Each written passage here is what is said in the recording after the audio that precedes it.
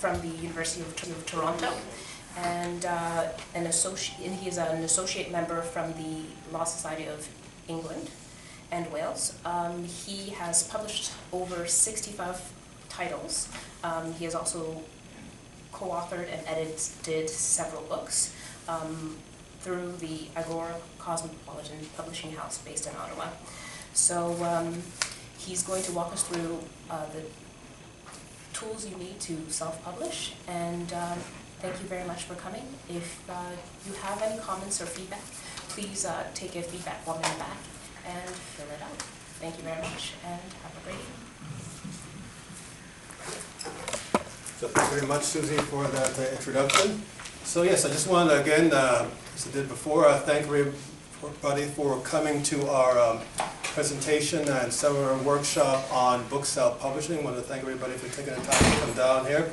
Basically, the idea I have for tonight is for everybody to be empowered as writers, because sometimes when you're writing a book, it can be a daunting task to publish, and especially when you're getting into self-publishing. So the idea of this presentation tonight is for people to have a good, strong sense of empowerment and roadmap in terms of where they need to go if they choose to go the self-publishing route, or if they alternatively choose to use the traditional corporate trade publisher route.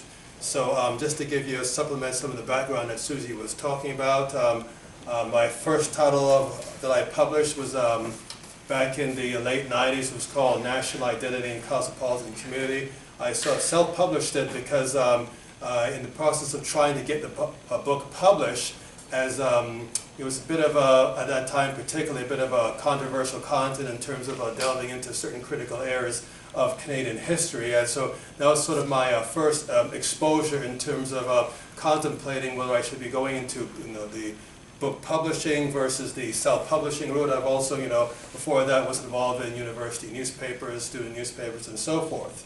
So from that time, I decided back in the late 1990s that, why not set up a not-for-profit organization that would also assist other writers in trying to get their book published. So that's how the Agora Publishing Consortium came into being, as an idea of trying to empower writers and trying to offer services on an a la carte basis to writers who are seeking to explore the route of book self-publishing. So the website just for your own reference, is agorapublishing.com.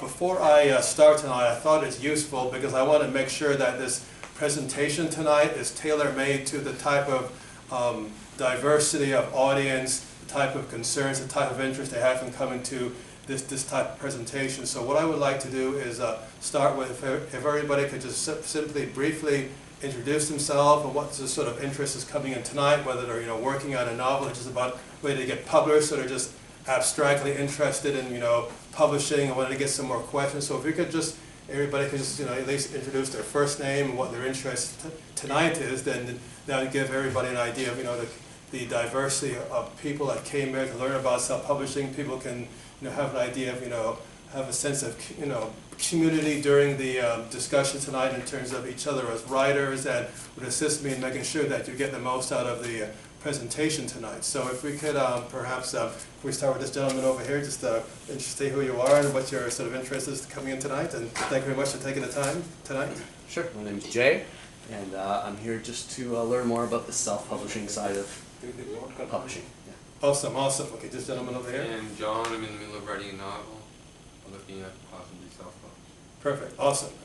I'm Wilderness, and I want to write my books on my own life stories someday, because I'm a survivor review, so I think it would be interesting to know what my options would be. Oh, fabulous, like a memoir or something like that? Personal memoir? Yeah. That's awesome, perfect, awesome. Yeah. Sorry, so I interrupt? Oh, awesome, okay. Memoirs mainly. I got interested through a course at Carleton. Okay. And have been writing since. Okay, fabulous, fabulous. I'm going to go to this lady over here. Hi, I'm Suzanne, and I have a whole series of things, writings, some poetry, some short stories, some novels, and essays. So I'm interested in the whole gambit. Fabulous, fabulous, thank you. My name is Yash and I just accompanying my friend. I had nothing better to do, so I'm. Okay, awesome. Good that you could join us tonight. That's fabulous. Just, My name is Peter Rasha. yes. I'm author of one or two books. And just want to get additional information. Awesome. Okay, fabulous. Good that you could join us. This lady over here. Oh, name's Annette, I'm sure it's Okay, fabulous. Okay. My name is Lise, and I write family history genealogy books, and I'm interested in self-publishing. Okay, awesome. Fabulous.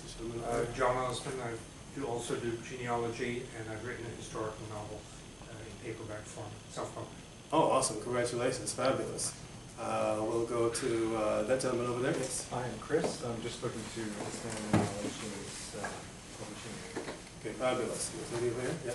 My name is Heather Thompson. I both work at a very small publishing house in Ottawa, and I'm also writing a literary nonfiction about family history. Oh, fabulous. That's found a great project. Awesome. That lady over here. Yeah, My thank you. name's Catherine, and right now I'm trying to publish either through an ebook or selling print on demand online of my novel. Okay, awesome. Fabulous. My name's also Catherine, and I write women's literature, and I do a lot of blogging, particularly curious about ebooks. Fabulous. Awesome. Okay, the lady there. My name's Lisa Meback. I'm actually an editor rather than a writer, but some of my clients want to know more about self-publishing, and I thought this would be a good way to help them. Awesome. Fabulous. Hopefully you get some good knowledge for them tonight. Fabulous. Okay. We're together, Steve and Wendy Robbins, and we've been chronicling our travels around the world for the last 4 years almost, and people keep pressuring us that you must turn it into a book, so we don't know where to start. So Well, that's right. We all want to hear about what your great travel. Yeah, you got to share that great information. So glad that you could join us tonight. Thank you very much. Thank you.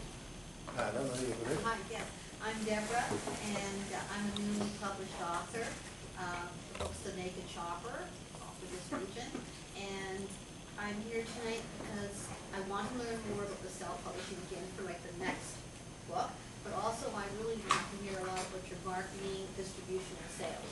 Okay, awesome. Well, hopefully we'll get some good information for you tonight. Fabulous. And over there, yes? I'm Shelley. I have I'm a non-fiction writer, and I have a book published by University of Toronto Press. Okay. But I'm not that thrilled with them, so I've also self-published a book. Oh, I'll learn more about that. that's good. That's good. Get the balance there. So Yeah, both. some people might have some questions for you too about U of T Press. Awesome. Yeah, so just lady over there, yeah, we're just introducing ourselves briefly, see who we are and what we're sort of trying to get out of the self-publishing seminar tonight. Don't mean to put you on the spot there. So yeah, so what was yes, yeah. Wasn't sure. Yeah. Written a couple novels yet to be published, and one is a children's novel, and still considering the publishing market, but I wanted to learn about self-publishing. Oh, awesome, fabulous, awesome. And this row, that lady over there? Yeah. Yeah, perfect, awesome. I'm interested in self-publishing children's books. Okay, and what's your first name? Chang. Chang, pleased to meet you, awesome. That lady and gentleman, yeah. Yeah, my name is Fred. I'm doing freelance editing, mostly on the academic side, presentations, theses, that sort of thing. Okay. I just want to learn a bit more about the publishing industry this end. Fabulous, and your friend beside you there? I'm Solet, I'm a lawyer, and I'm interested in writing legal books. Okay. I'm here to get more information on publishing. Awesome, fabulous. And we'll go to that lady over there. Margaret, and I'm just Okay, perfect. And that lady over there? My name is Yadli, and I want to have more details and information about publishing. Awesome, yeah, you can come down, yeah, it's more the merrier, welcome. You can, while you're out there and stuff, you can introduce yourself. What's your interest in tonight's presentation? My name is Sierra Mercure, and I'm interested in hearing what you have to say about book self-publishing. Okay, awesome, fabulous. Awesome, fabulous, good to you join us. Then we'll go to, I'm losing track, right over there, like in the back, sort of backish row there. The lady, yeah. Hi, Susan. 100 years ago I was working in publishing. Now I have an abstract interest in what you have to say. Awesome, fabulous. Good you could join us and yourself as well. And the white, yeah, yeah.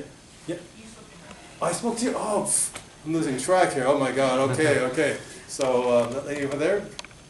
Hello, I'm Donna. I attended a talk on online publishing, so I wanted to build on that. Okay, fabulous, Donna. Good you could join us. That gentleman over there. Yeah, my name is Jeff Raverson, the business. Business of Publishing. Awesome. Okay, perfect. And we'll go to way in the back row there. That lady over there. My name is Julie, I'm here for just research information on nonfiction. Okay, perfect. And we'll go to that lady over there in the white in the back. My name is Juan. Okay, perfect. Good. Glad. Welcome, welcome tonight. And that gentleman over there in the back. My name's Michael. I mostly just write for my own amusement, but I figure if find out the publishing's easy, I might try it out. Well, that's good. Well, hope we get some good information tonight. That lady over there. My name is Lily. I just walked past the sign and I'm really curious. And I'm interested in self-publishing online. Like I've heard people talk, but I don't know much about that. Okay. And since you have a community where you can get some resource like editing and all these things. Yeah. So I'd like to join that crowd. Okay, fabulous. That'd be great. Awesome. Welcome tonight. And that gentleman over there. My name is Marcel. I do mostly social science research, but also blogging, some fiction. I'm interested in hearing your experiences and insights on self-publishing and maybe the benefits and costs of self-publishing. Okay, fabulous. Okay then, so good. Yes, so thank you very much for everybody introducing themselves. So the, oh, you had a question? Yeah, at the very start, you were mentioning your website. Could you spell that for me? Yes, so the website is Agora, A-G-O-R-A, like Agora, like the Greek square, civic square, Agora, and then publishing.com. That's agorapublishing.com.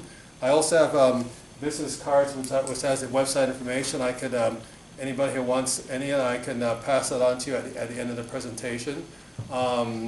We also have a community of writers that I've been trying to foster to sort of like get-togethers through the meetup system that, you know, try to, for writers who want to talk to each other and exchange information.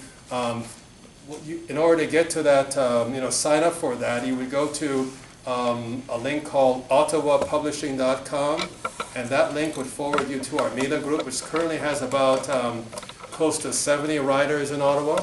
So ottawapublishing.com is the link that you would go to for that. At the end of our presentation, we have a couple more website URLs which I can sort of give you, but ottawapublishing.com is just forward you to our meetup group so that writers can kind of talk to each other as well and engage and learn from each other's experiences.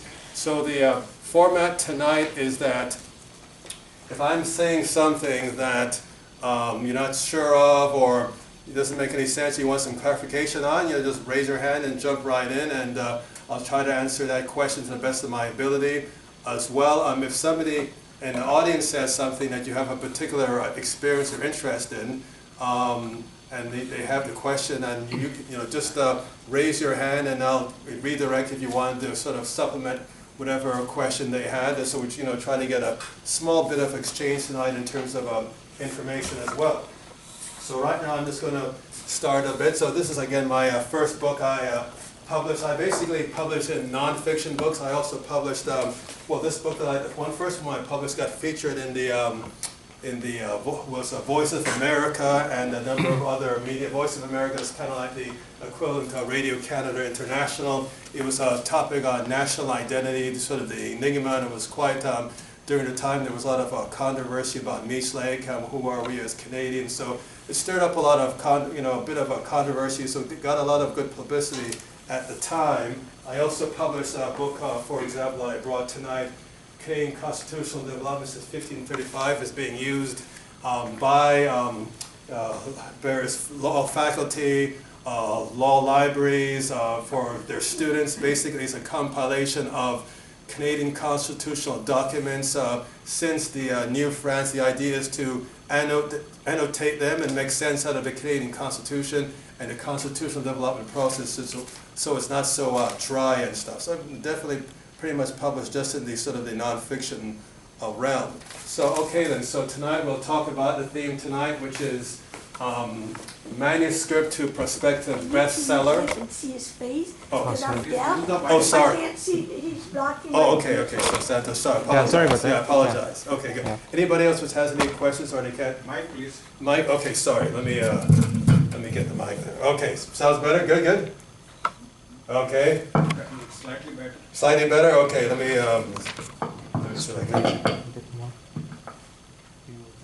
Yeah, it's a little bit too tall for it or something.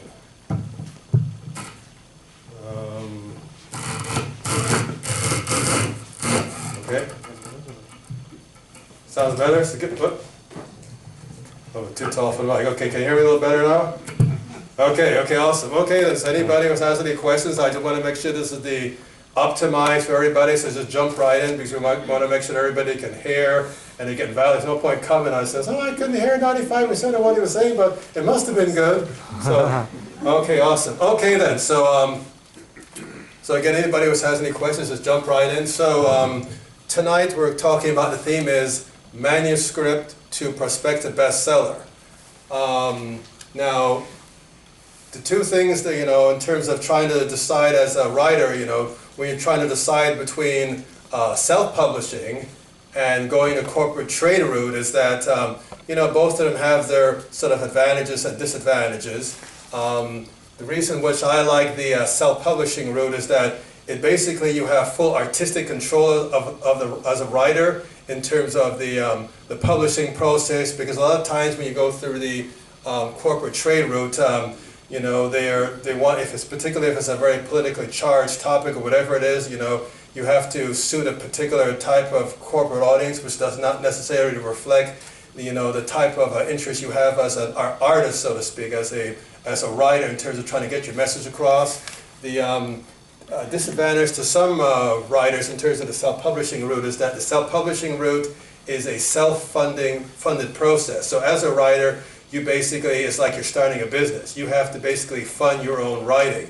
When you go through the corporate trade route, you're basically giving them your manuscript, and then they're basically speculating on whether it's going to be successful, and you get a percentage of royalties. So you don't have to fund it, but these days more and more writers are having to spend money on marketing the book, even though it goes to the corporate trade route. The disadvantage of the trade publishing route is that a lot of times, this is getting to be a very tight market, and a lot of publishers these days are not taking unsolicited manuscript. If you're not a famous author, you might have a hard time, or they have to then apply for money from the government through the Canada Council or whatever fund they're applying for, and then you have to wait months and months and months, and for a potential rejection letter. So, there's a lot of so people who are trying to look for self-publishing as a way to skip that bureaucracy of waiting months and months and not potentially getting a whole lot of rejection letters. The other disadvantage and with the trade route, which I've received complaints by this from writers, is that sometimes if you have a very good idea as a writer and you give it to a publishing house, there's a chance, or small chance at least, that they may steal your idea and then give it to somebody else more famous that they can promote. This has been a problem. I know, for example, there was a writer who was a lawyer from New Hampshire.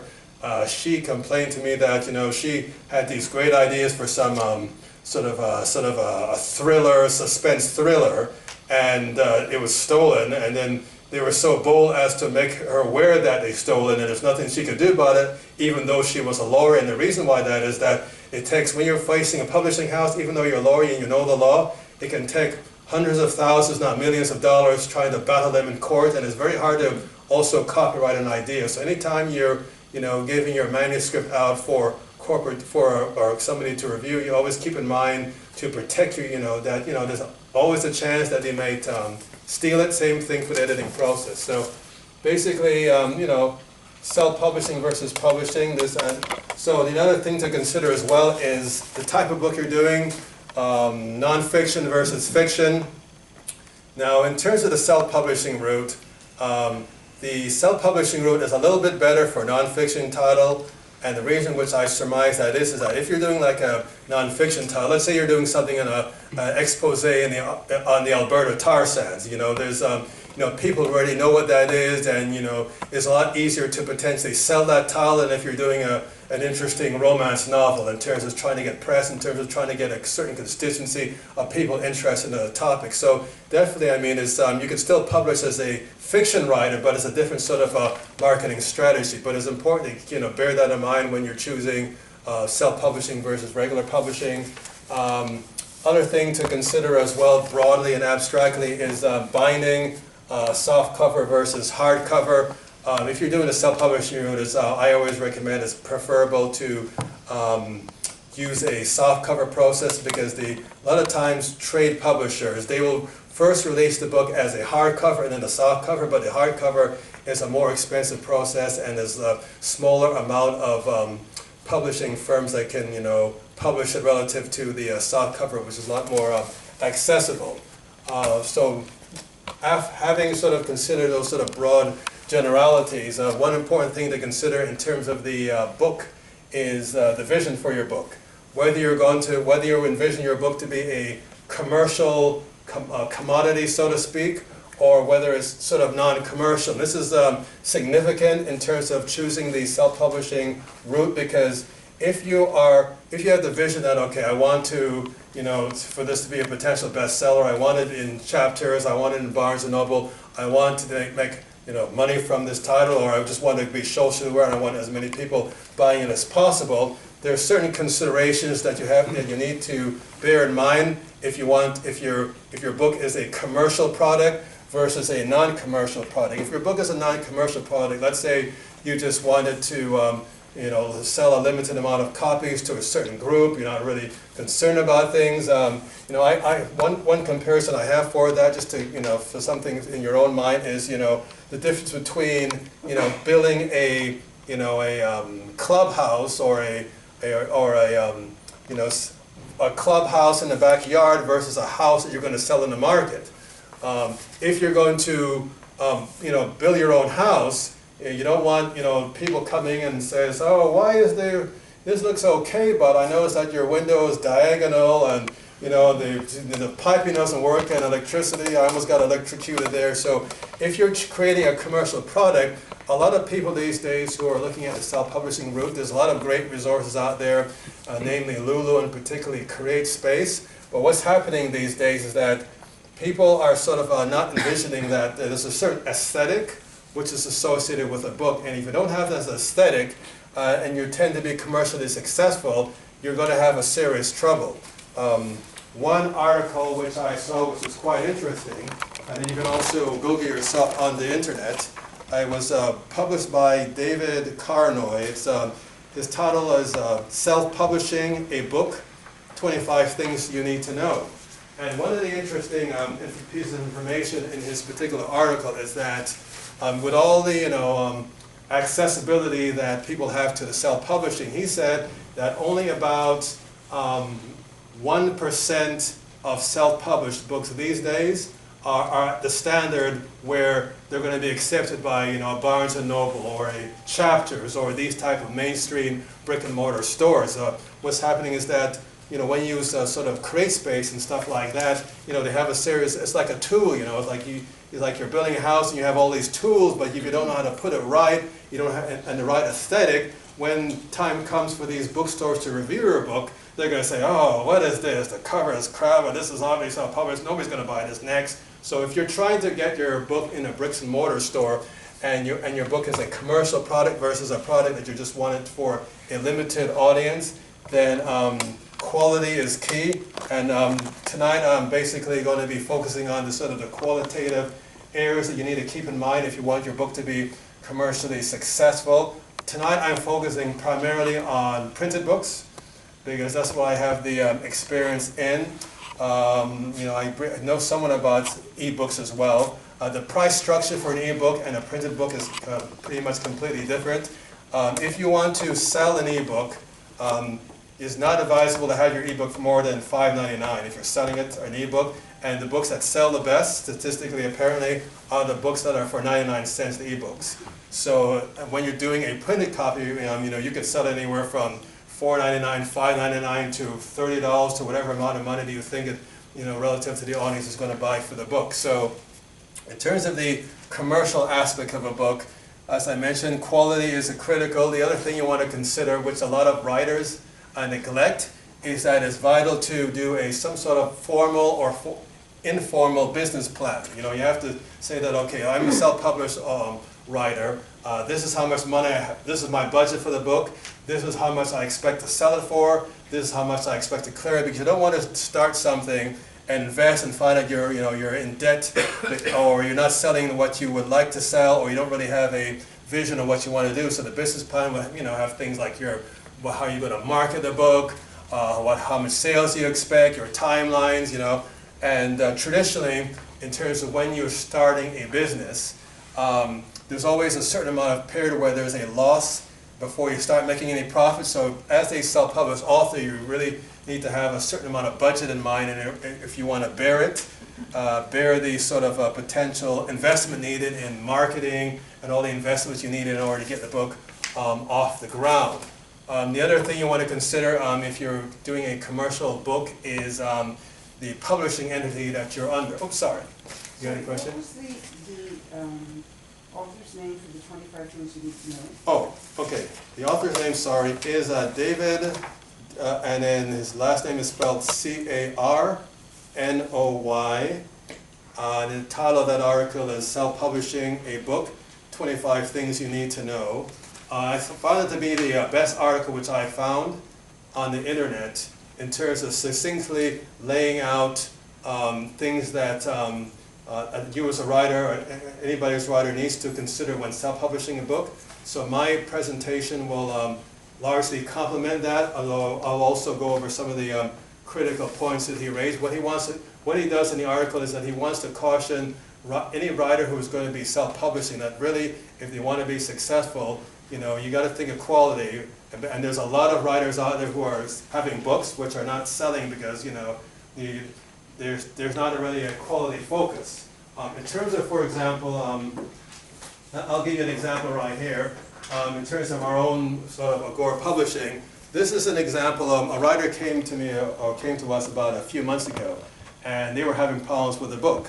So this is an example of a book that he presented to us, that he says, okay, you know what, this is the book I'm trying to do, what's the problem with it? So basically it's a pretty Spartan looking book, and this is the kind of book presentation which is definitely not going to fly in Chapters or bricks and mortar store. It's kind of blank in the back, and you know, it has all the, you know, the content, which is good, you know, definitely, and has some illustration in it too, but it's definitely not in a sellable presentation. So we were able to revamp the book from this, and then we were able to get it into this presentation, which is a completely different looking book. I can, you know, have anybody who wants to see it afterwards, if they want to see the difference, they can afterwards.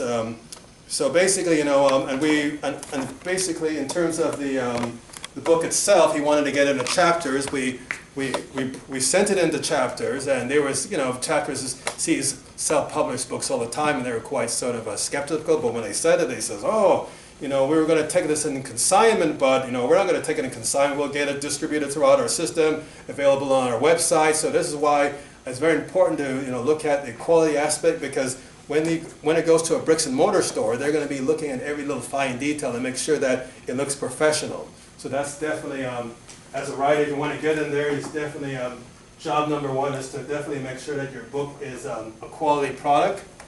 Anybody else had any questions? Yeah. Yeah, just from something you said a couple of minutes ago, I'm wondering with manuscripts and sending them into, say, a trade publisher. I've talked to another author who said that some of the higher end or like the big name publishers require actually several $100 or $1,000 even to look at that manuscript. Do you know anything about that, or do you know the range, if that's normal, or the range of what publishing houses? Oh, the publishing, is it a sub-publishing house or a publishing house? No, these are trade publishers. Trade publishers requesting money? Yeah, to see a manuscript. Oh, no, they're not supposed to be doing that. That's not an ethical process. I wouldn't go to them.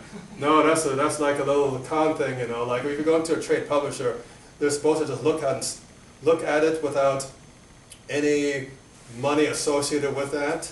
And how much were they asking there, Kirsty? This is an author I was speaking to who ended up self-publishing because every single kind of bigger, publishing houses in Canada and the U.S. were asking something like several hundred to over $1,000. Yeah, well, they're not supposed to be doing that, so that's. So this isn't something you've encountered.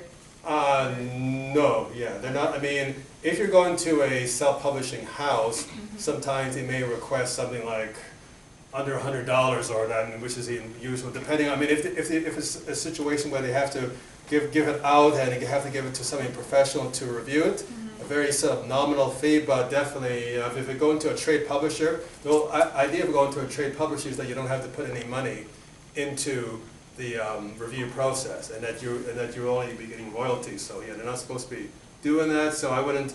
I mean, if they're doing that, there's no advantage of going to them if they start asking for fees right there. I mean, that's a little bit of a hokey process. So I'd be very leery about that. So yeah, I would avoid any trade publisher which is asking fees because they call Vanity Press. Yeah. And they're sort of more or less of a con artist.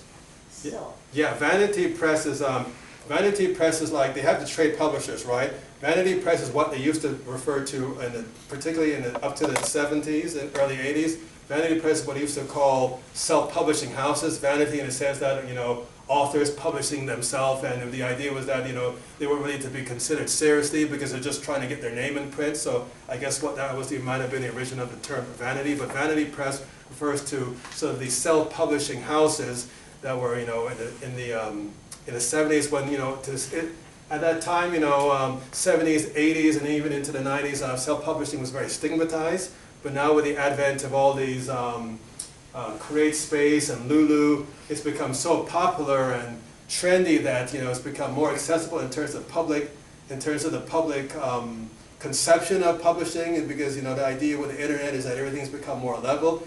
It's just that as we become more accepting and more aware that there's a self-published authors, there's a lot of authors out there which are not making this grade in terms of quality.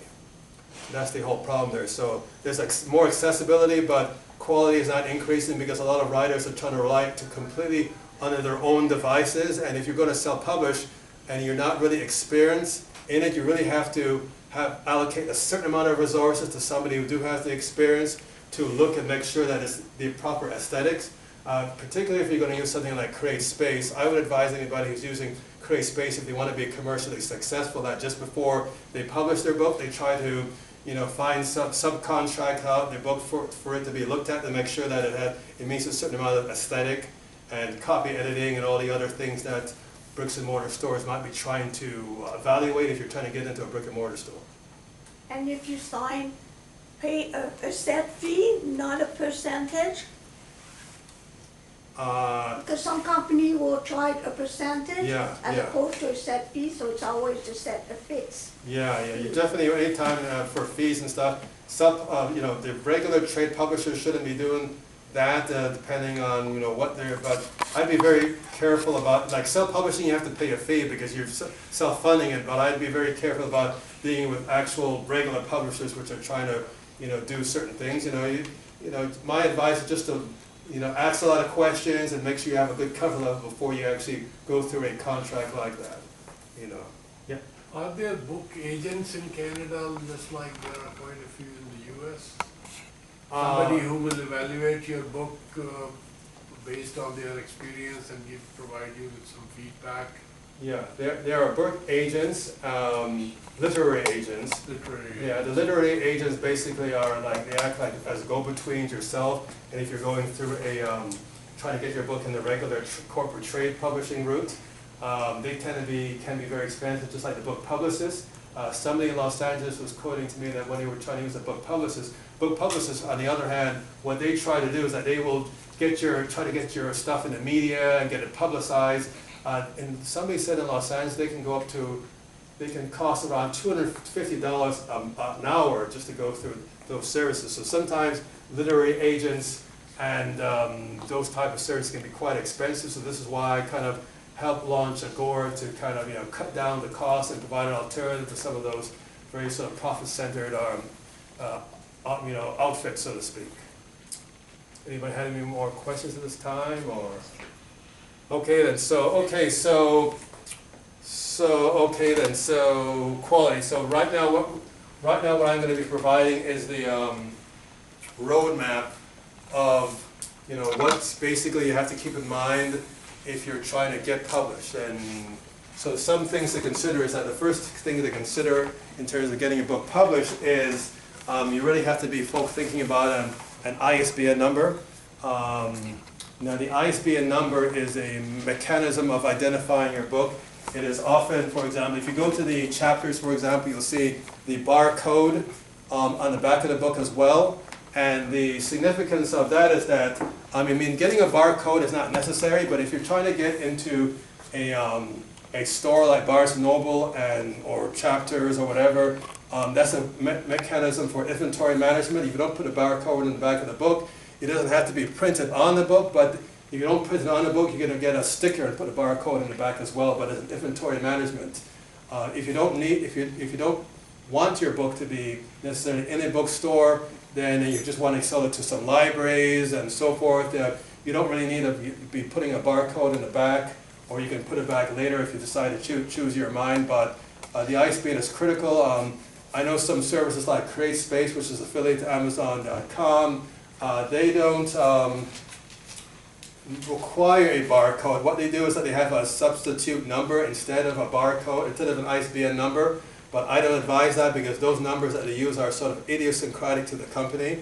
An ISBN is like a universally accessible system for libraries, booksellers, anybody who wants to access your book.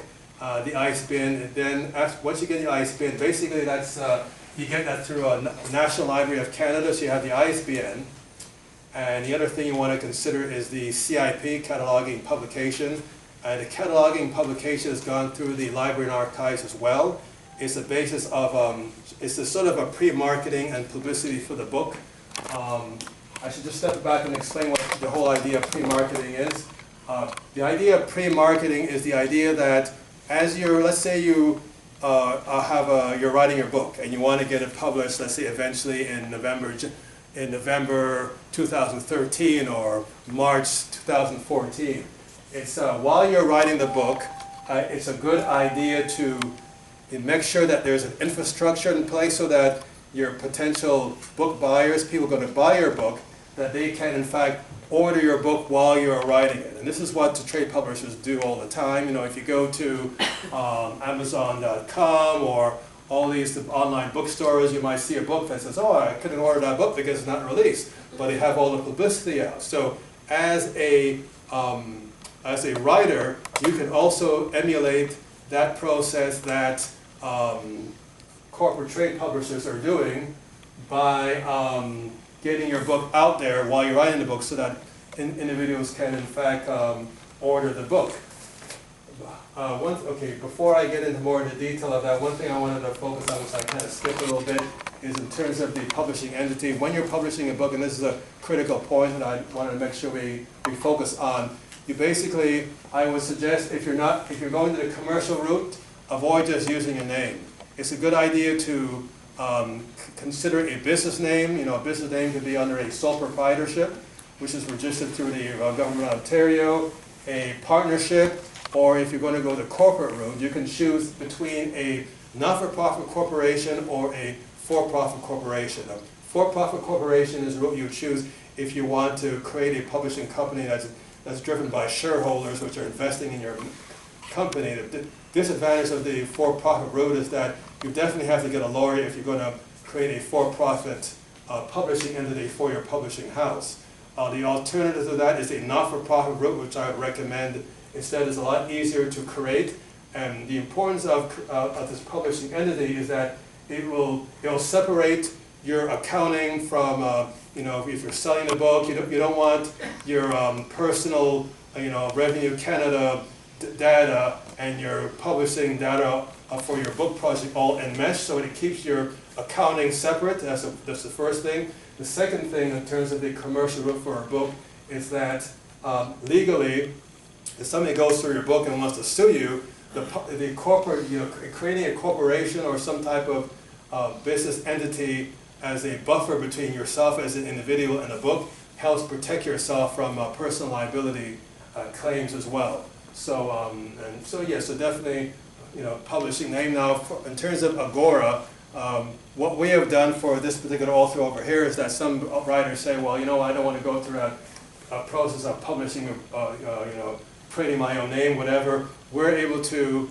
the Agora, to writers able to publish under that mantra, under that sort of a name, so that we can in turn facilitate authors who don't necessarily want to create their own name as well. So I just thought I'd mention that. Does somebody have a question in the audience? Or, yeah. What's the benefit of having a catalog and publication record? Okay, the cataloging and publication, what basically they're going to be asking you is that when you go through the cataloging and publication, when you go through ISBN, what you're basically is going to be getting an identifying number and a title and the author name. Okay, that's all. When you go through the cataloging and publishing route, you can upload your book cover. They're going to ask you, a little bit about yourself as a writer. They're going to be asking you all sorts of information about yourself as a writer and about the book. Does it have an index? Does it have a bibliography? Is it illustrated? So what you're going to be getting through the CIP route is you're going to be getting an enhanced profile. Anybody who wants to buy your book, they get an enhanced profile of what your book is and who you are.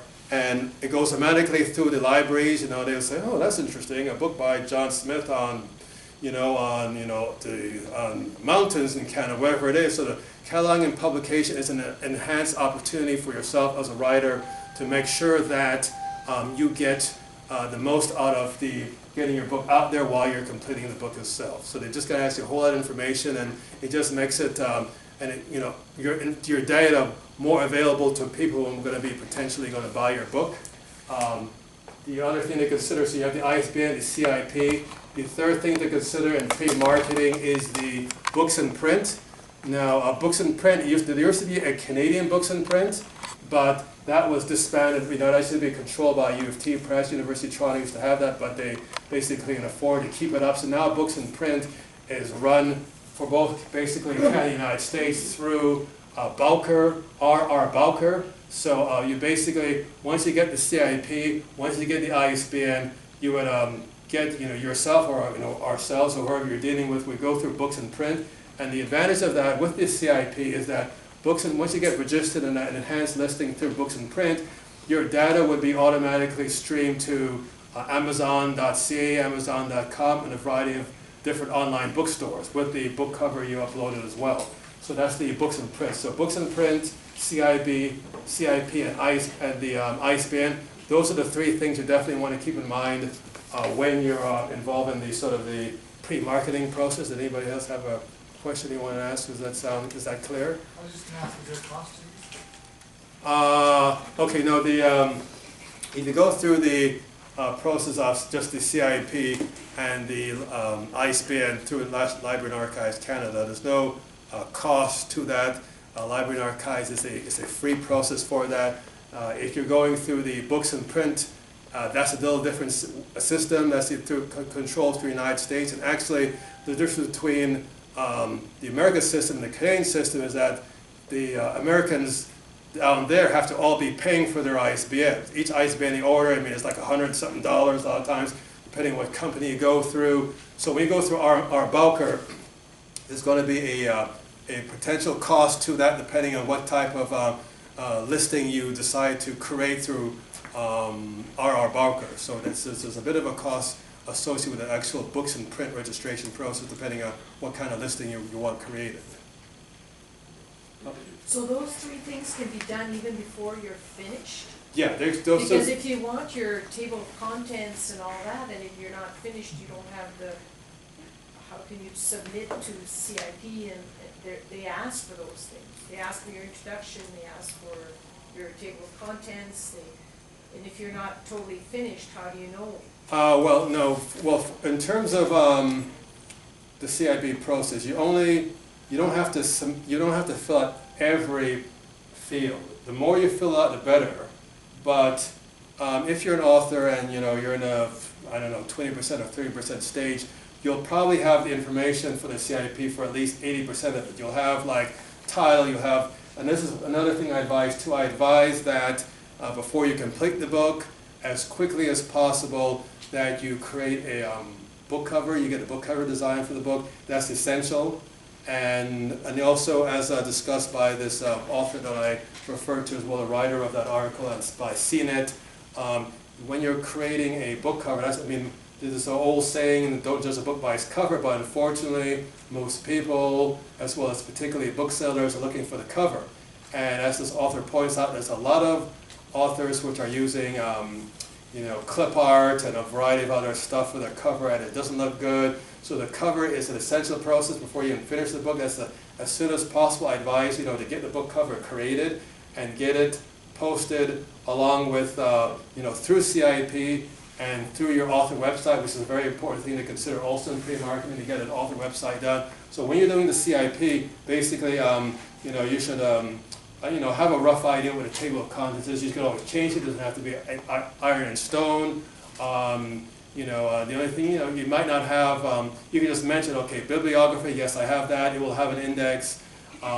Basically, you submit as much information as you can to the CIP, and the more information, better. But it doesn't have to be like, you're not submitting them the whole book. You're just submitting them what you have as you edit it. And sometimes, as a writer, you'll probably have the skeleton of the book, and that's all the type of information they need. And it might take you several months in order to actually copy, edit it, get the sentence structure all sorted out, vet it through and stuff like that. So you're basically just giving them the skeleton of what you're going to be sending to them for the CIP. That's all they need is a skeleton.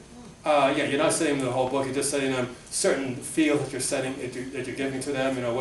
Who you are, a little bit of bibliography about yourself. Yeah. I seem to remember when I submitted for CIP and ISBN, though there are some things that should be definite, like the title of your book. If you change that, or if you put a subtitle in, that's not going to be listed. So there are some things that. Yeah, I mean, as an author, you should definitely have the title. I mean, you definitely need to have the title of the book before you start the process, because that's essential for the ISBN and the CIP. I mean, if you're trying to do this, you don't even have the title of the book, then it's definitely too early for you.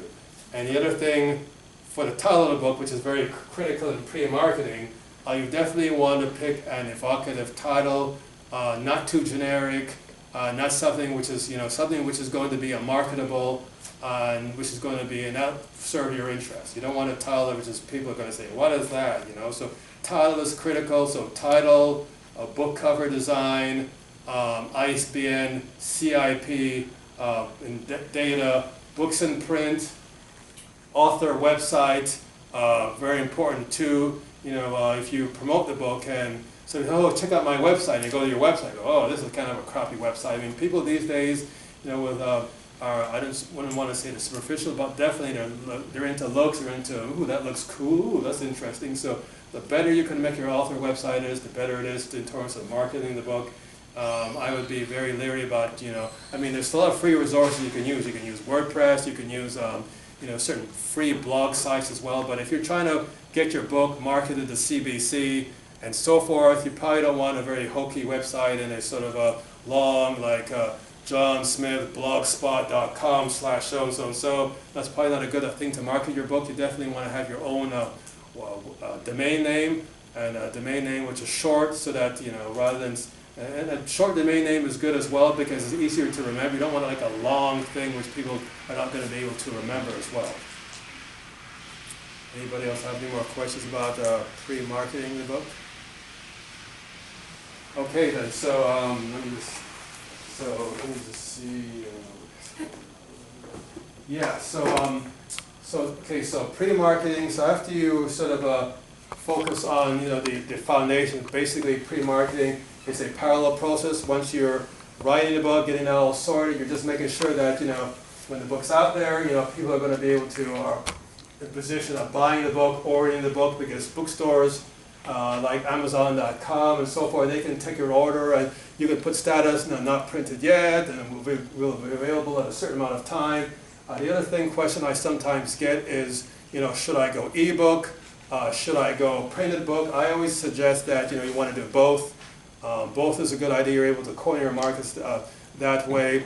The other thing which I wanted to mention as well in terms of the ISBN is that every format you do, you have to have a different ISBN. Like for example, here's a binding and here's like a soft cover. These would have to have two different ISBNs because if you're at a store, there's going to be a different price points for each one. Your ebook might be $2.99, and a certain binding might be $10, and the hardcover might be $31.99. So there has to be an identifying number for each of the different formats of the book that you're using, so that a bookseller or book buyer can say, okay, my particular client, they're interested in your spiral-bound book, or they're interested in the hardcover, or they're interested in the soft cover. So there has to be a separate ISBN and CIP registration for each particular book.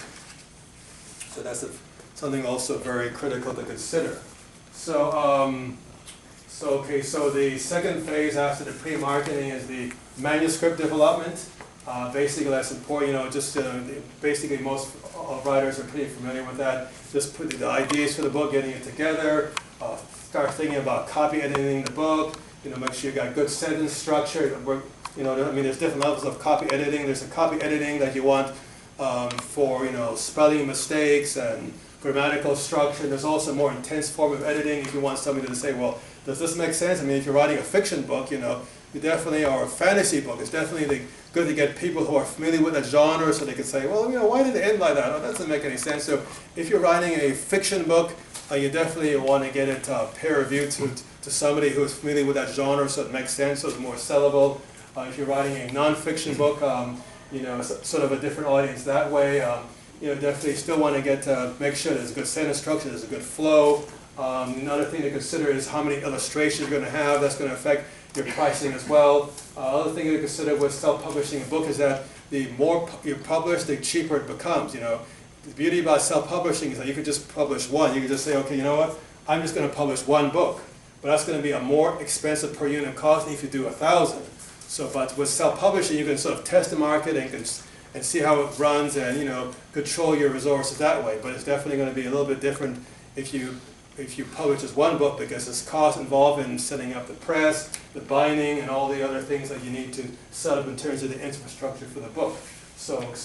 And as I mentioned before, in terms of manuscript development, when getting the book copy edited, try to be careful that that you're giving your book out to somebody that you have a feeling of confidence in. I would avoid. Some people recommend like CreateSpace and stuff. They have their own people you can submit your content to and stuff like that. But I'm not going to say anything against them per se. But I'm just for my own view.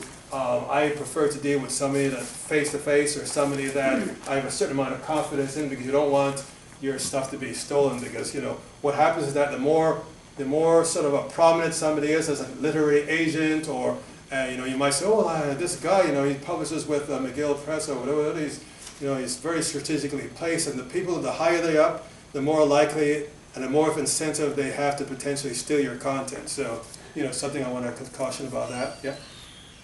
People can go to the website of the Editors Association of Canada, EAC, and there are editors of all kinds listed there, and it also has enough information to help you educate yourself about how to deal with an editor. Okay, everybody got that? Editorsassociation.com. What is it again? No, Editors Association of Canada. Canada, okay. Okay, just Google that and you'll get some good information there, hopefully. Okay, the third aspect is production and printing costs, as well as, anybody have a question? Oh, yes? Some writers use non-disclosure agreements if they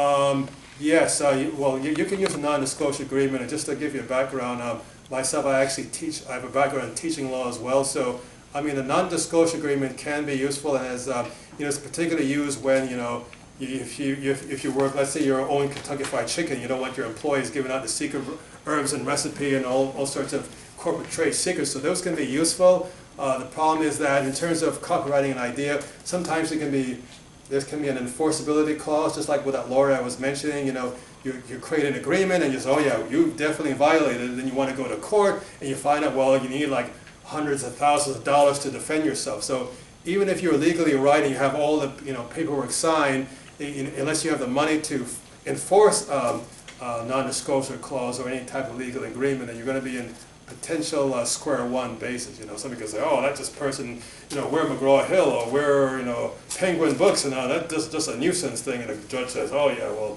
you're probably a nuisance, never mind. So definitely, those can be a good thing to go through, but they're not necessarily 100% clad protection. Yeah. Sorry, we throw around the term copyright a lot. Yeah.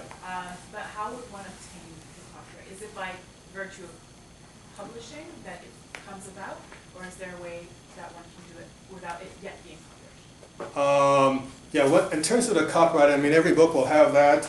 They'll have a copyright page. This is something you should do right at the beginning of the book, like all rights reserved, copyright by, Joan Smith, so-and-so, this is not to be used, so-and-so, and so. So anytime you issue and anytime you send your stuff out, it's an intent that you intend this content to be protected. So by putting a copyright page with an appropriate legal disclaimer, you'll definitely be protecting yourself, at least in writing, from those types of infringements. But that's a necessity for all books to have that page. So it's just something that people add, and once it's added, it's copyrighted? Yes, it's copyrighted by virtue of your legal affirmation to any readers that my content is therefore copyrighted. There are other sort of ways you can go through the government of Canada to, if you want to pay a fee, you can also get an enhanced copyright protection, but that's generally not necessary. So that already gives you copyright protection by writing it? By writing that legal disclaimer with your work. Okay. Yeah, what you were going to say? From research that I've done and I work in the publishing, in Canada the current law is when you write something, it is under copyright. You don't need to even put the symbol, so you write your notes. Well, that's not great. You write a novel is copyrighted because you wrote it. But you can submit to the government, you pay about $50, and you have this little certificate that said it is copyrighted, but you don't need that for legal. So one would just put a C if one wanted to with the year, and that's it. Yeah, that's all I would advise. I would definitely not publish anything without doing that. Right. Yeah, but that's the minimum I would do. So. Anybody had another question? Okay, so when you're so production and printing, you definitely as a self-published author, you basically have to decide, okay, this is what my production cost is going to be. When you're publishing a book and it's a perfect bound book, the costs break down to the book cover design, the cost of the paper, and the cost of any subcontracted out services you want to take advantage of to make sure that your book has the proper aesthetic for a book. The more you can budget you have to do that, the more you can assure yourself that if you're trying to do a commercial product, it's going to be quality. If you're fairly confident of yourself, you can kind of keep your costs down in your experience, but the risk is that you're going to potentially be vulnerable to your book not being taken up by the bricks and mortar store. If you have everything down there, but you're like, oh, this book is a little bit strange, so definitely production and printing costs, definitely want to have in mind that what the structure is for ensuring that that your book has proper cost breakdown. How many copies you're going to do, what I'm going to do 5 or 10, what I'm going to do 1,000. So basically you want to price that out and put that with some sort of informal business plan, so you have in mind, okay, this is how much I'm going to spend. I'm going to spend $500 on this book. I'm going to spend $10,000 in the book. Basically you have to decide what your budget on. One big area that's a lot of authors kind of neglect is the layout and typesetting. This is an absolute critical thing to consider, is that this has to do with the aesthetic of the book. When, for example, I'm helping an author get together a book like this book, for example, such factors which are vital is distance from your margin, and the type of font you choose, what kind of genre book it is. Is this font more appropriate for this genre or this other font? There's a lot of sort of artistic considerations when you're putting a book to make sure that it looks like stunning, almost like you're building a house, but it's a book. You want a stunning look, or a look which is, you know, is like, oh, that's, you know, you're trying to impress somebody. You definitely want something to which has a certain amount of aesthetic, you know, just like you're cooking a good meal, you know, people kind of eat with their eyes. You know, it's like, oh, this kind of tastes okay, but it kind of is a little bit sloppy and stuff like that. So definitely layout and typesetting is a critical thing to consider. You know, again, there are services like CreateSpace and stuff like that out there which provide templates, but definitely you want to put yourself in the 1% of books which get, you know, which are as good as, you know, the corporate books rather than the 99% which are not so great. I'm just wondering, if I were to hire someone to do typesetting for a hard copy book, what sort of fee would that be? What's the cost? It all depends on all sorts of different factors. I mean, I wouldn't want to put a generic pricing out there, but I know, for example, that David's article on CNET, he said that if you want to really do a quality book, once you're going to deal with the typesetting issue, the marketing costs and all that together, he said that that can be up to $7,000. This is the figure he chose for a particular book. Now, in terms of that aspect over there, basically, you know, I would try to negotiate with that. I mean, some people can say 1 cent a word, some people can say 1.9 cents, some people might charge it for the whole thing and say, oh, we'll just charge you $200, $300. I mean, it all depends on a project-by-project basis, but what I would do is, you know, try to get some comparisons and see, you know, which ones, you know, try to look at their work and see which services look better, which you can afford, because everything goes down the bottom line. I mean, if you have only a certain amount of money, then you definitely don't want to exceed that. And so, you know, try to keep things to your budget and try to find a service which is going to have to provide the quality and the cost structure to you that it's going to not waste your money, but it's going to be consistent with your budget. But it's not really I mean, it's the sky's the limit in terms of, you know, it's a broad range in terms of what you could be spending on in terms of cost-wise. But, yeah, so it definitely varies there. Is that usually a subset of the production and printing in terms of the skill set? I mean, is layout and typesetting a subset of production? Yeah, or vice versa. Yeah, layout and typesetting is kind of like a subset of production and printing, but it's like a big subset. But yeah, it's kind of like a subset. But I guess what I'm asking is, yeah, if you found a production shop or a printing shop, yeah, do they offer that service? No. Okay. No, they don't. They generally not offer. They don't offer the service. This is what that author, which I showed you, that was the problem. He basically, he was dealing strictly with a printer, and the printer just basically, you know, he sent some Word files, and they just printed it off and put it together. So if you just go through a printer, they're not going to be focusing on that. So your book is going to be coming out in, you know, just roughly whatever you send them. So when you're trying to get a book done with the layout and typesetting thing, it's a very, you know, you basically will, you know, have to kind of, it's something you have to eyeball, and it's like, and you have to kind of figure, okay, this is an appropriate size for this, you know, beginning of chapter, this is how much space I want, this is how I want my thing to lay out. So it takes a lot of fine looking through the book, a fine eye to kind of make sure the thing comes out right. And if you just go through a printing house, they're not going to be, the printing house is just basically prints your book. So in terms of the roadmap, they should be the other way around then. The layout and typesetting should be before production. Yeah, I mean, if you're going to do it on a chronological basis, yeah, later you'd probably want to focus on first, then you print it there and stuff, but the printing, layout, and typesetting are all part of the production process, but yeah, definitely that's a good point. You know, layout and typesetting you want to go before, and then you get the book printed and get it priced. Once it's laid out, and then, you know, and preferably like it could be in a PDF file, you know, then you can go right to the printing side. Yep. Other than CreateSpace that you've been mentioning, what can you recommend another program for layout and typesetting? Yeah. Well, in terms of CreateSpace, I mean, I'm not necessarily recommending them. I mean, for myself, I mean, I wouldn't use them personally, but I know that's a common service. You know, some people have used Lulu, but CreateSpace has become, you know, very common because they're linked to Amazon.com, so they've become the most common. But you know, I mean, they offer a lot of good convenience, and some people have said that they like the quality of paper that CreateSpace uses. But when I went through their service, I found it to be a little bit too much cookie cutter, and it can give writers a false sense of security. But you know, it definitely has a certain amount of convenience there. And some writers complain that, you know, they weren't getting the kind of personal attention that they thought they could get. So.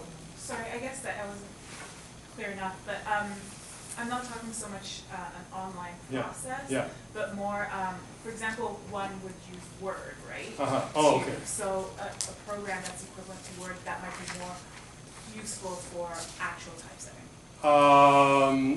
Word is, like we use Word, for example. Word is not good for, not really good for typesetting. I mean, it's not really That's a right. program. Yeah, it's not, I mean, Quark Express used to be good back in the day, but basically you need to get like a certain, you can get packages which kind of assist you in that process, but in the final analysis that, yeah, Word will get you to the stage of just before the, you go to the layer and typesetting process, but what were you going to say? You had an answer there? Or? Yeah, we used Adobe for my last book. Yeah. Did it ourselves. Oh, yeah? Yeah, if you want. The high quality Adobe, The full, yeah, Pro obviously. or something, but you just buy it stapled. It's maybe $250 or something. The one that most publishing houses, magazines and books use is called InDesign. What's it called? InDesign. It is through Adobe. It's INDESIGN, and it's CS6. That's the basic layout. Yeah, so companies like Adobe, I mean, they also, can get your stuff outputted in the PDF. I mean, PDF is what you want your stuff outputted just before you get into the stage of, ready for the printer and stuff. But, definitely, those are good recommendations there in terms of getting your stuff appropriately formatted and laid out and presented. So once you get to your book is out there, there should have been enough groundwork going for your book that, what I call the other stage is the post-marketing, is, sort of, getting your book announced and saying, well, it's finally out, and fulfilling those orders, getting, and doing all that good stuff in order to make sure the media is aware of it, publicizing the book, getting out there. And some people for this process use publicists and stuff like that, which can be, fairly expensive and stuff. What we've designed is, we have designed a process for authors that they can publicize their own work freely. I can email you that information as well, but agoracosmopolitan.com is the site we have in order to, for writers to basically write and, highlight their book projects that they're doing or stuff like that. So yeah, so definitely anybody which wants to ask a question about it, I can get into it later. What's it called again? agoracosmopolitan.com. AGORA, cosmopolitan.com. I'll also give you a link to, we also have a YouTube video which sort of describes what our services are about as well. You would go to publishingtv.com, and then what that would do is that will link would forward it to the video of Agora Publishing, which is basically what it is that it's a not-for-profit organization. Anytime an author says, you know what, I've done everything, but I think my book cover sucks, or I want this done. There's a variety of services that you can take advantage of. Some are free, and some we have on a cost recovery basis, and so forth. You can take advantage of those services as well through agorapublishing.com. So marketing, so definitely there's also options of marketing, but you have a big budget, you can go through publicists and book agents and so forth, but if you don't want to keep your budget down, there's a lot of free resources in social marketing, take advantage of Facebook, any sort of internet savviness that you might have access to, as well as, the type of resources we are trying to provide to authors to kind of additionally get their book marketed and available. Distribution, another thing I just wanted to point out as well is that if you're going through a distributor, bookstores like, again in the States, Barnes & Noble, a lot of the bricks and mortar stores, they will require you to go through a distributor to handle your book.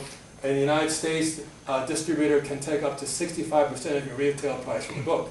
So if your book is $19.95, they're going to be taking 65%, and that gets distributed between the the 40%, the bookstore takes, and then the balance gets taken by the actual distributor. So a lot of self-publishers kind of complain about that. What happens with a lot of distributors you have to be careful of, particularly in the United States, is that you'll have to sign an exclusive agreement, and you as a self-published author can't even sell directly to anybody. You legally have to always go through them, and the distributor is not even in fact marketing your book. So you end up being in a legal bind. So when dealing with a commercial distributor, I'd be very careful about that. If you just wanted to sell through Amazon.com or Amazon.ca, you can distribute your books directly without having to worry about an intermediary distributor. There's also some distributors you can go to, which like we provide that service as well, that you don't have to have any exclusivity in terms of distribution agreements. What about consignment? Is it not, if they don't want, and we just leave it as consignment? Yes, you can go through consignment, and this is what we have. Yeah, this is what we have originally were trying to do with this particular book, but Chapters decided that it was too good for consignment, they said. But if you're going to do some consignment, the process what you would do is that you would approach like a bookstore like Chapters, and you would say, oh, I have I'm a self-published author, can I get this book in your store? And they would, and if they accepted, they would display your book and pay you after the book is sold. The only problem with that process is that if the book is damaged, if somebody was looking at their book and they spilled coffee on it, you have to absorb the cost of the book, and you might not be able to sell it. You know, there's a small chance of that, but and it definitely should have an ISBN barcode in the back. But yeah, you could always go through a consignment, but you know, yes, it's definitely. Do you have other particular question about consignment? Or yeah, so yeah. Can I just add something to Yeah, that a yeah, little bit? yeah. That's all right. Who asked about that? Are you over there? Oh, okay, okay. Several of my books are being sold through consignment at a number of locations. I use a small consignment agreement. And then when it comes to like youngchapters.ca, places like that, when it comes to get into the shops, like the brick and mortar, like he's talking about, like Chapters, Indigo, places like that, they do take immediately like 45% easily off of your book. So something that I've done to try to make sure there's always something coming back to me as the writer of the book, through consignment, I have a price that I charge for that book. When it goes into Chapters, into the store on a shelf, I bump it up, right, this one, $2 more.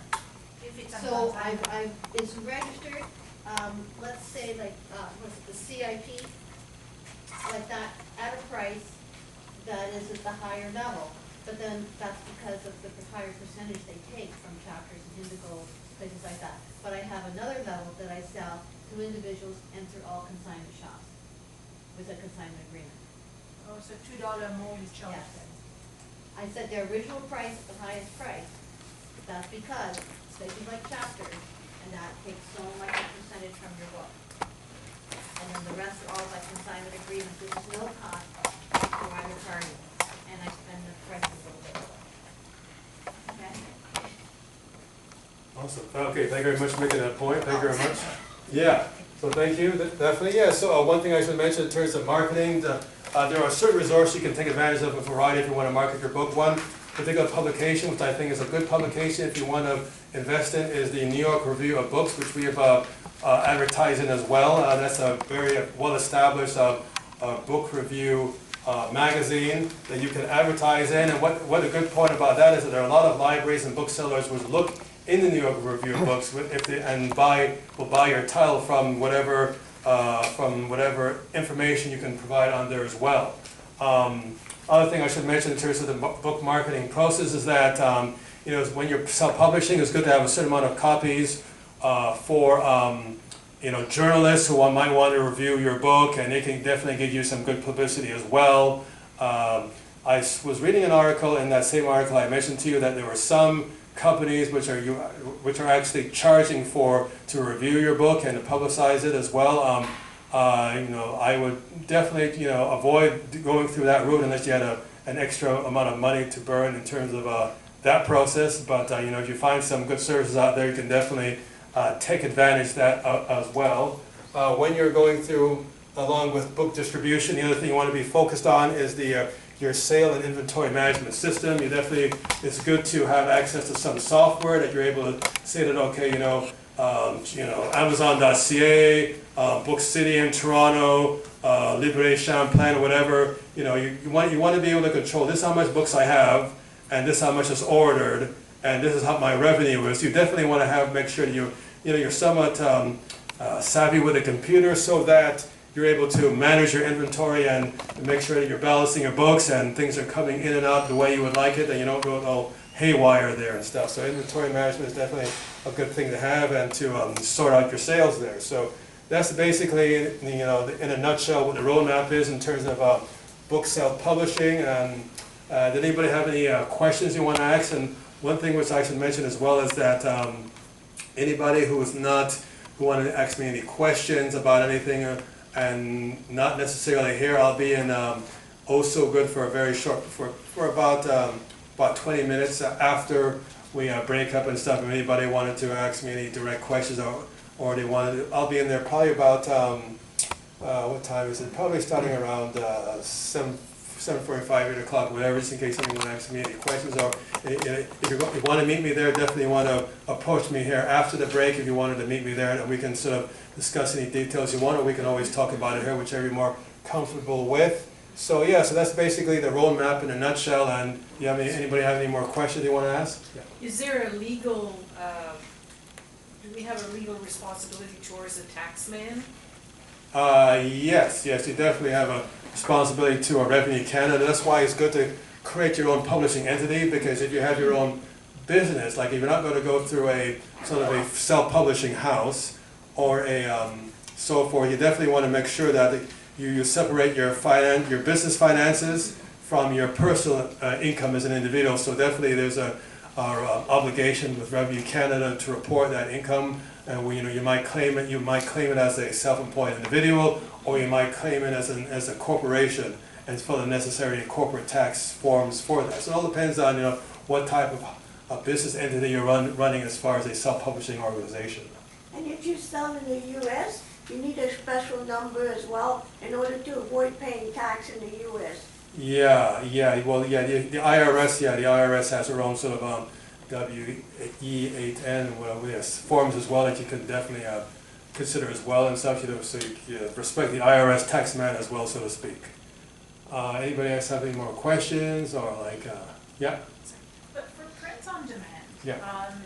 How does that fit into the whole distribution process? I mean, is it literally that anybody who's interested in your book will order from the print on demand through, say, Lulu, and they order the quantity they want, or do you as an individual have to get those printed and then you distribute it to whoever wants your book? It all depends on what company you're dealing with and what are your contractual obligations. I mean, those type of companies like Lulu, CreateSpace, they pride themselves on flexibility. CreateSpace is directly linked to the Amazon.com system, and Amazon.com and Amazon.ca is that the advantage is that they're very convenient as far as avoiding dealing with the distributors and paying expensive fees. So it all depends on what package you have with them, and and then basically they have a whole variety of different packages you can use, and you can decide, okay, this is what the package I want to sell directly, or they'll have their own service that they will sell on your behalf as well. You just have to make sure when you're dealing with those companies, especially U.S. companies, that there's a lot of legal fine print that you kind of go through and say, okay, this is the package I want, and make sure that you're not sacrificing your intellectual property control, because the whole point of being self-publishing, in my view, is artistic control of your product, and you don't want to inadvertently be in a situation that you don't have any control because you sign an exclusive distribution agreement with Baker and Taylor or Ingram in the States, or you sign something that is going to compromise your artistic intellectual property rights for your books. Again, you definitely want to be circumspect about that. So is Amazon, do they have exclusivity through CreateSpace then? Amazon.com basically owns CreateSpace. They're kind of work together. So definitely CreateSpace has become a very sort of popular tool for authors, but I have not gone through the legal agreement of CreateSpace per se, so I wouldn't want to give you confidence or lack of confidence in their actual legal agreement. But I would definitely encourage you as a writer to make sure. They seem to be a relatively decent service, but definitely want to make sure you read it closely to make sure that they're not pulling something a wool over your eyes in terms of the whole intellectual property rights area. Anybody have any more questions? Yeah? Did you do anything about Wattpad? WordPad? No, it's called Wattpad, W-A-T-T, Wattpad. Oh, is that for ebooks, or what is that for exactly? I'm not actually sure. It's a website that seems to want people to give suggestions?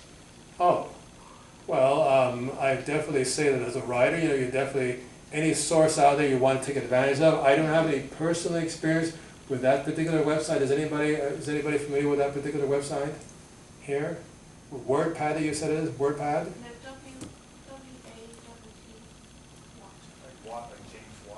Oh, okay. Well, yeah, I'm not familiar with that, so I wouldn't be able to. I mean, there's so many. There's a lot of different websites out there, and some of them are growing all the time. And you know, definitely, it sounds. As a writer, you definitely want to look into it. And then, are they free or are they charging, or like what? How's their? How do you know much about them, or? No, they just keep sending me emails, and I'm supposed to. Oh, I see. Okay, they're very persistent. Okay, well, you know. I would surmise that they're probably trying to sell you something. I mean, if they're sending you all those emails, so yeah, you definitely, if they're once they become very persistent like that, you definitely want to make sure that they're not a company which is just out to get your money out there. So, No, it's interesting all these different.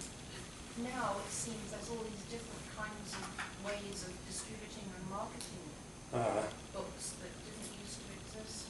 Yeah, well, yeah, definitely. I mean, the whole advantage of the internet these days is that it's created a sort of information revolution in terms of access to the information, in terms of the ability of people to be access to self-publishing in ways that they didn't have in the 80s and 90s.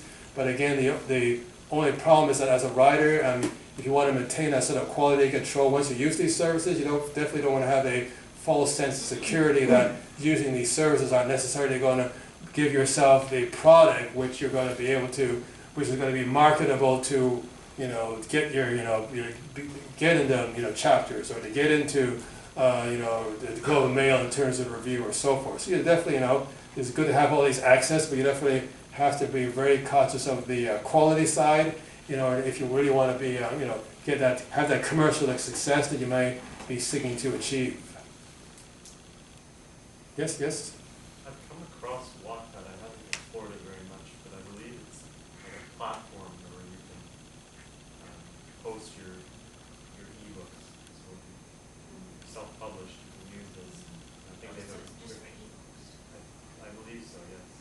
I think it's very accessible to anyone who's published can post their short stories or your writings. I think it was actually Canadian. Oh. It's quite big, but I don't know much. Okay, fabulous. Okay, so thank you very much for that contribution there. See, that's what we're all about, What was that? Wattpad he was talking about, he says the ebook platform. How do you spell it again? Wattpad. W-A-T-T-P-A-D. W-A-T-T-P-A-D. Wattpad. So again, it's a Canadian company, which is good to have Canadian companies out there, and it seemed to be focused on ebooks. It's this gentleman kindly contributed that sort of insight on. So yeah, it's definitely. This is what we're all about. We're trying to exchange information with each other as writers. And again, I wanted to mention that we have a group of writers in Ottawa, up to about close to 70. Anybody who wants to sign up to the meetup group in order to continue a discussion with other writers potentially in terms of these meetup groups. We basically meet at cafes like Starbucks or Second Cup, or in restaurants. You would go to ottawapublishing.com. That would directly link to the meetup if you want to sign up to that. That's ottawapublishing.com. Anybody which wants to get any information about myself, to contact me directly afterwards. I have business cards which you can get down here, so that would be great. Anybody has any questions? Sorry, yes? I Googled you. Oh, you did? Yes. Oh, okay, that's become... Interesting person, your political aspirations. Oh, okay, yes. Yes, I did. I've run for office, smaller parties, because I have, like Canadian Action Party, National Party in 1993, and sort of politically activists involved in Canadian sovereignty type issues, ran in Ottawa venues as well and stuff. So yeah, so my book writing and my political involvements have been sort of, hand in hand in terms of political awareness. But yeah, been. I think that my Google profile is a lot more than it should, because I know that when I look at it, it's a lot bigger than most MPs, which to me kind of confuses me. Like, how could I be a bigger profile than MP? So that's a little bit interesting for me. But somebody has taken a liking to my, writing as a sort of a biography about me, seems on the internet. So Awesome, okay, so thank you very much for, Are you for on that. Wikipedia yet? Yeah, that's what I'm on Wikipedia, that's Okay. definitely, yeah. I'm on Wikipedia, that's what I'm saying, it's like, my profile is like this, and you go like, you know, it's like, you know, David Peterson is like, oh, like, what's going on here? Like, I don't understand that, you know, like, I'm having a bigger profile than a lot of MPs and famous politicians, so, yeah, very interesting anyway, but yeah, that's a good thing about the internet, gets access to information, and, you know, start searching people, you know, gonna date somebody, oh, let me see if they're on Wikipedia, oh my God, they're a serial killer, you know. Yes, definitely could be a good resource out there and stuff, so. Yeah, so anybody have any more questions and stuff like that about book publishing or any point that you want to make? Yeah? I have a question concerning the business aspects of writing. When you're ready to, if you have your book and you're going to approach some stores to sell them on consignment, would you suggest you have a business lawyer draft a contract, or do you just, how do you go about that? How you go about consignment in terms of posting a bookstore? Yeah, well, in terms of consignment, it's definitely a good idea. Let's say you want to go to like the chapters down at Rideau Center, and they want to have your book at consignment. It's definitely a good idea that you're going to give them 20 books to display. You'll have some paperwork saying that, okay, we took 20 books at the retail price of, you know, $19.99, and, you know, and you have to negotiate, you know, how much percentage that they're going to get, how much percentage you're going to get. Usually in a consignment, the chapters would take anywhere from, you know, 45 to 50%, depending on what kind of negotiator you are. The most important thing, when you get to that process, before you even get to that process, the first thing they'll say is, okay, bring in your book. And just like the book I presented to you there, which is one of the last ones we published, is that they're going to like, you're going to give your book to like a manager, and they're going to vet it, and it's going to go through a committee in the store, and they're going to go through with a fine-tooth comb. So before they even get to that stage that, you know, you're going to get paperwork and stuff, you definitely have to have your book in a quality stage. And as that writer, which I pointed out, mentioned that he said that apparently like only 1% of the books that are self-published meet up to the quality standards. So you definitely have to make sure your book is quality if you want to get it through chapters. If you go through Amazon.com, you don't really have to worry about it, because anybody who goes through Amazon.com, you basically see the book, you just order it, and there's no vetting process through Amazon.ca. But a bricks and mortar store, you all have a vetting process. Yeah. So you just walk in and give them your book and they vet it? I would advise calling them first, and yeah, speaking to the managers, I have a book, you know, I'm interested in having a consignment, you know, and they'll probably say, okay, just drop it off at the front desk with my name in it, and we'll come and get it, and we go through a committee process, and you usually hear from them in about a week to 2 weeks.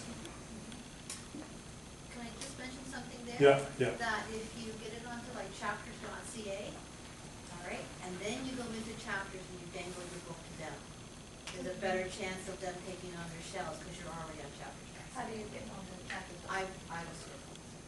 Okay, so, but that's, okay? One thing I mentioned in terms of chapters is that before chapters got taken over by Indigo, they used to be very accessible, and chapters used to pride itself on accessibility to Canadian publishers.